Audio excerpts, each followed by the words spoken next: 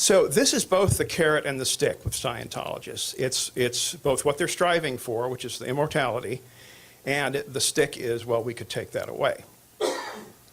They can't do that. They can't do either one of those things. But if you believe in the belief system, you think that they can. So the most important thing for Scientology to maintain control over their people is to keep that belief system intact. And if they can keep that belief system intact, then they can keep control. And so if you look at all of their rules and restrictions and so forth in that light, you kind of see where they're going with this. For instance, they have disconnection, and they say they don't, but they do.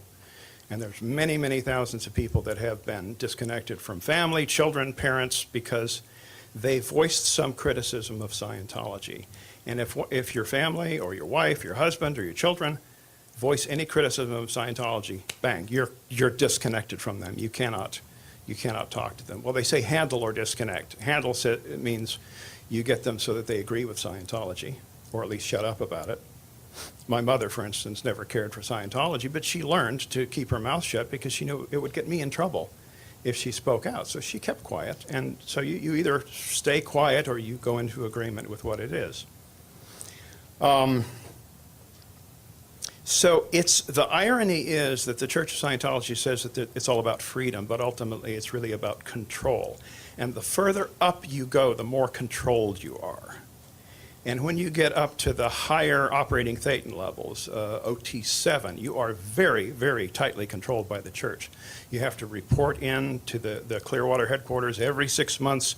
You have to have security checks. You have to, and they examine every part of their life. And they make sure that they're not reading any critical internet sites. They're not reading any critical books. They don't have any critical thoughts and so forth. They're really clamped down on these people. And where I was at Scientology's international base with Sea Org members, that's the ultimate in control. That is the most tightly controlled place in Scientology. And I spent 15 years there. And Mark told you some of what it's like. The place is surrounded by razor wire fences. They've got cameras and motion sensors. There's no way that you can get out of there. Without touching off these sensors or alerting the security guards who patrol the grounds and so forth. And if you want to leave that Hammett compound, you have to get permission from your boss and from your boss's boss and so forth to be able to leave the compound. You can't just walk in and out. You have to have an okay. All letters in are opened, which is against federal law, but they do it anyway. If you get a letter from your parents, they open it first before it goes to you.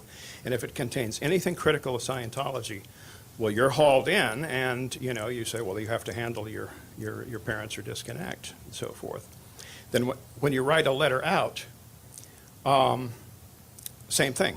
It gets censored. And there are musters, there are this, there are that.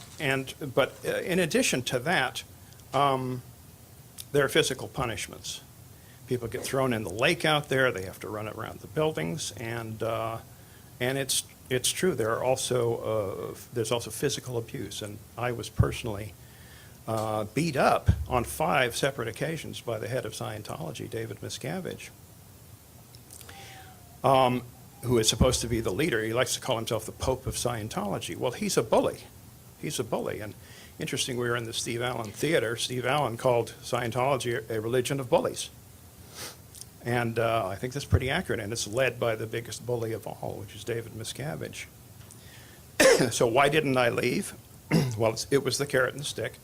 I didn't want to lose my eternity. I still had, still had my faith, even though I was being physically and mentally abused.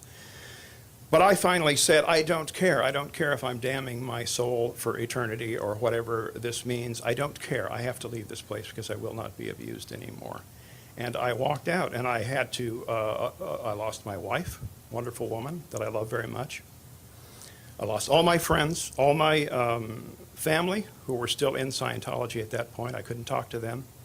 And I had to go out with a few dollars in my pocket at age 58 and start a whole new life from scratch. They gave me no money, they gave me no help, and I knew no one outside of Scientology, and I had to just pick up in a strange city where I knew nobody and build a new life, which I did.